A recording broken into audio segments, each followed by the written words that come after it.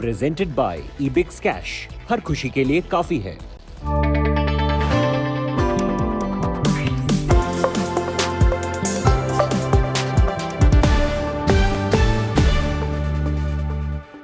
We have a very special guest on our show today, who's not just a very successful investor over the last few decades, but also one of the most respected investment bankers in the country. He's helped so many of today's large companies to market, has advised them over a period of time, and it's his ringside view that we would want to draw on today. Manish Chokhani, Director of Inam Holdings, is with us today. Manish, it's always great to speak to you, but it's such an interesting juncture in the market.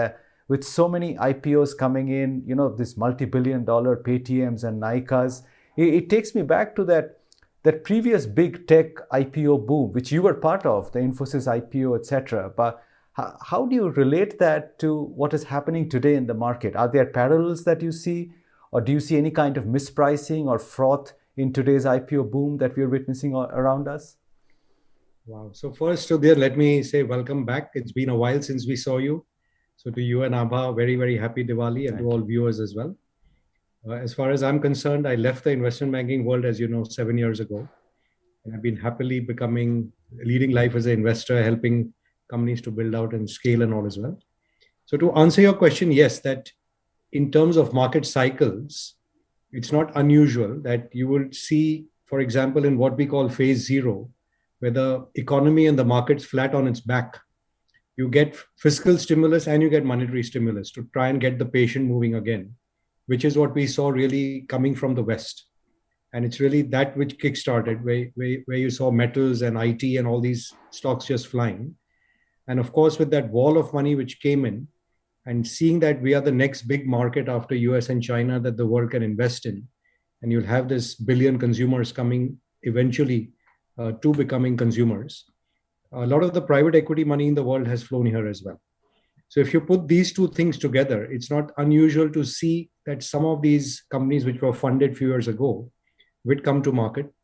And in the market, which itself is hungry for new innovative companies and disruptive companies, it's a marketplace. Now, you may have a view on valuation, I may have a view on valuation, but what I learned in my banking days was I'm no one to judge. I may be a value guy or a growth at any price guy, but if there is appetite for something, the market will clear it because it's really an auction. And that's what seems to be happening, that the demand when money is so easily available tends to go for things which are very scarce and rare. When money is tight, you look for productivity and assets which are generating cash right now. So it's not unusual what is going on. And in that sense, it's not unlike previous booms of 2008 when we were funding infrastructure, real estate, which were building out for the next 5 or 10 years. It's not like the 92, 93 Infosys era when these were already cash generative companies, but they were small companies. Whereas these have already been made into these large companies with the backing of the likes of SoftBank and others, which have kind of chosen the two winners, which will dominate the marketplace in whatever field they're playing. Now, how they execute, whether they execute, how the unit economics play out, that's best studied bottom up. It's not a one size fit all. And the Nykaa model is very, very, very different from the Paytm model. And therefore, I wouldn't like to generalize on anyone in particular here. I hope that answers. Of course it does. But since you spoke about cycles, Manish, there seems to be such a lot of discomfort that we hear from a lot of professional investors today about where the market has reached. There are parallels of this market trading at 24 PE with what happened in 2001, with 2008. Do you get the sense that we are flirting with some kind of a peak in terms of valuations out here?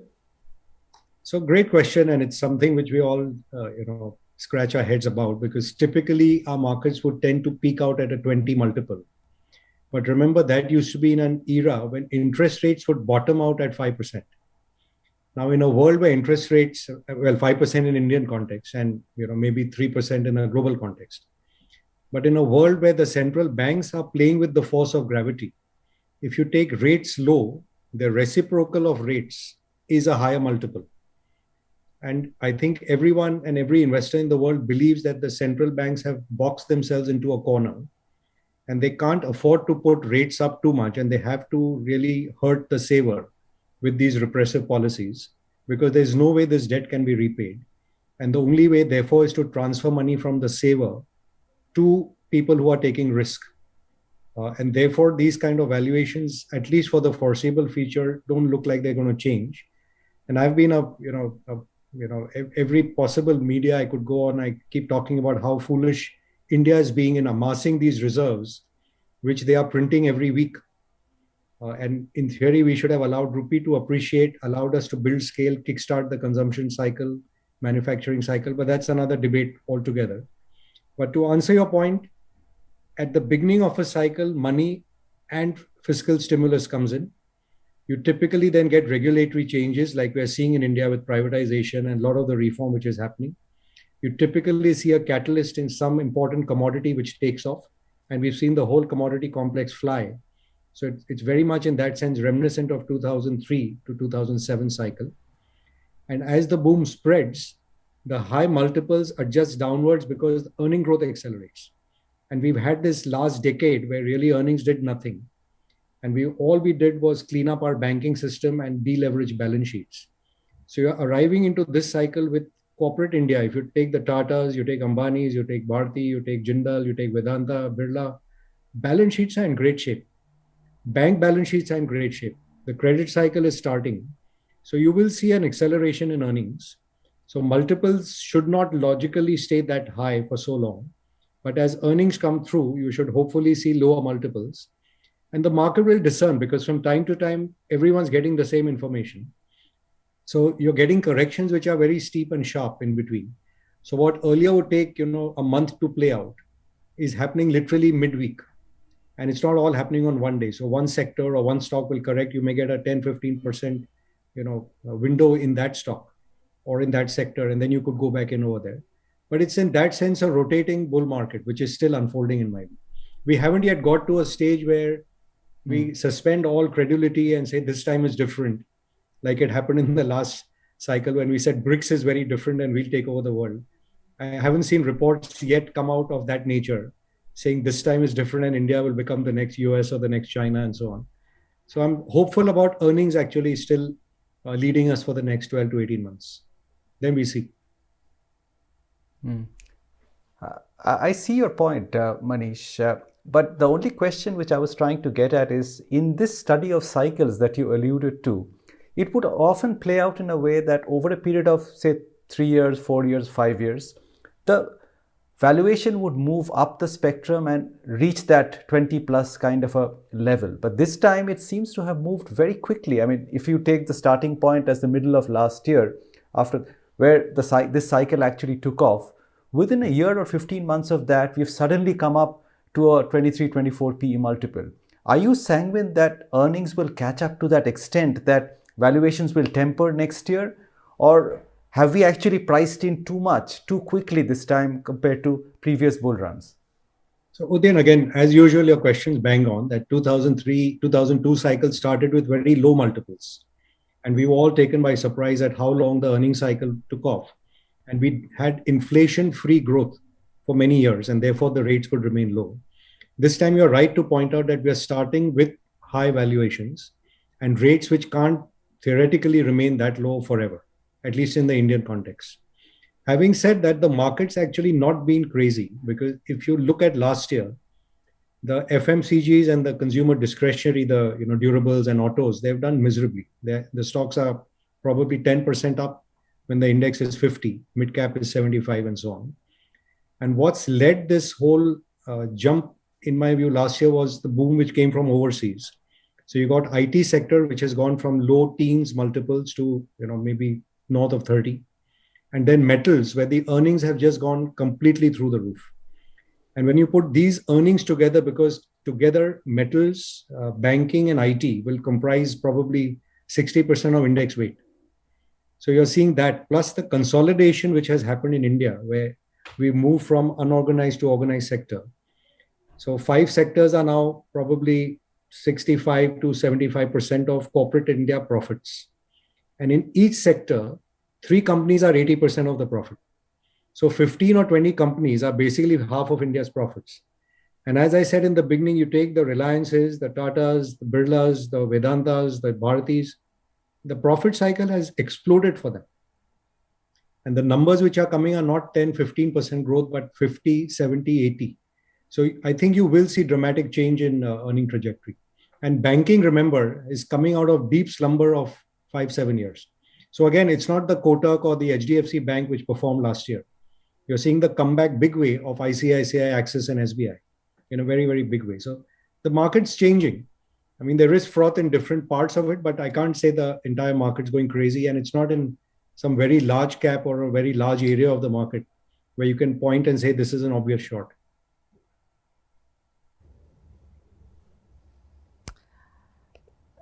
Manish, I just want to also get a sense from you on the kind of trend we are seeing with regards to millennials, Robinhood investors, a whole new generation of investors that are approaching this market. And given the context, that you've just set in response to that conversation with Udayan, what really should some of these investors be aware of? Is there a danger really of getting their fingers burnt given the trajectory that we're talking about? Yeah, I mean, that always is the case. Well, first is we waited for 30, 35 years for the Indian retail investor to come to the market. Access to the market has become far easier. Knowledge of the market and information on the market and companies has become far better. So they are generally better informed youngsters who are in there. But when you see a momentum and a trending market like this, it's natural that your emotions take over. And we were young also 30 years ago, and all of us have made our share of mistakes. And it's the nature of capitalism that people will burn their fingers. Whatever I say or anyone else says or whatever they read will have to be self-experienced, that eventually you make money by buying something for less than what it's worth. It's not based on what someone else will pay for it tomorrow. It's based on what that business will earn. And it is a period of suspended kind of gravity force of interest rates right now, which is forcing this trend towards let's buy whatever is scarce, whatever sounds disruptive or whatever is sounding very new age. And you may tend to get carried away over there. So certainly, I mean, for an average investor, as people have said all over the world, you're better off being in a fund because you're not really a stock picker. If you don't know business, you don't know the language of business and so on. But that shouldn't keep you away from the market. And also it's a function of what your allocation is. So if traditionally Indians had 3-4% of their assets in the stock market, and they thought of it as some place I make money for 3 months and then I go back, it's not that anymore. You have to build wealth by investing in a business and in equities. And that's what has held us all in good stead over the years. I'm sure a lot of people will, burn their hands, lose some money, but it's best that you lose it when you're 25 rather than when you're 55. So I wish them in a good way, I wish them bad luck. So they learn this early and eventually make significant money, which is there to be made in the, Indian capital markets.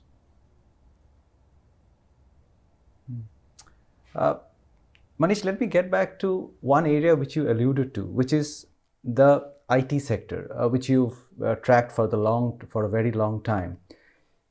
I can understand a new kind of a business, a digital business IPOing, and therefore the market looking at the future and giving it a 100 P multiple or a 20 times sales or a 25 times sales. But how do you justify a situation where a mature business like IT services, the Infosys and TCSs of the world, which used to trade for the long time at 80, 20 kind of PE multiples, suddenly with the similar kind of cash flows and all the strengths which are well known, are now trading at 32, 33 times next year's earnings. How do you justify this kind of a 50% expansion in a PE multiple in a fairly mature and well-known sector? So I'm not justifying the numbers. I'm just observing as a market participant what's happened here. And you're right that if 3 years ago you would have spoken to a cross section of people in the market, they would have said the IT services sector is now X growth, because now you'll have robotics and you'll have artificial intelligence, machine learning, and you don't need these level of coders anymore. And then you cut to 2020 when all of a sudden we can't operate without Zoom, and every business has to digitize. And it's become like a Y2K boom where you had to achieve digitization overnight. and all these guys have sacked their workers last year, and the attrition rates are crazy over here. So there is a table of pricing which is going up, margin expansion is happening, volumes are coming rapidly, and you've got this earning surprise going through. And with it, you've got this lower cost of capital, which translates into a higher multiple. So it's been like the opposite of a perfect storm in a sense for the IT sector. And remember, a lot of people had exited also. So they're very, like I said, in every sector, it's getting more and more consolidated, right? So if in the past you said I could go to Philippines or Ireland or whichever other geography, you now know I have to do a lot more work with these vendors which are there and who can deliver quality and deliver it quickly. So that's the reasoning behind it. I'm not sure that these multiples will last forever, as indeed most multiples are in the world, trending upwards based on low interest rates. But it is what it is, and there are $100 billion plus market caps. So it's not that there's one person pushing the price up. It's a collective wisdom of the market which is making it happen. It's similar, right? No denying that. We are out of time today, Manish. Always a pleasure talking to you, and thank you very much for taking time out from Aabha and I and the entire team. We wish you a very happy Diwali and hope to see you again soon. Wish you all a very happy Diwali. Thank you.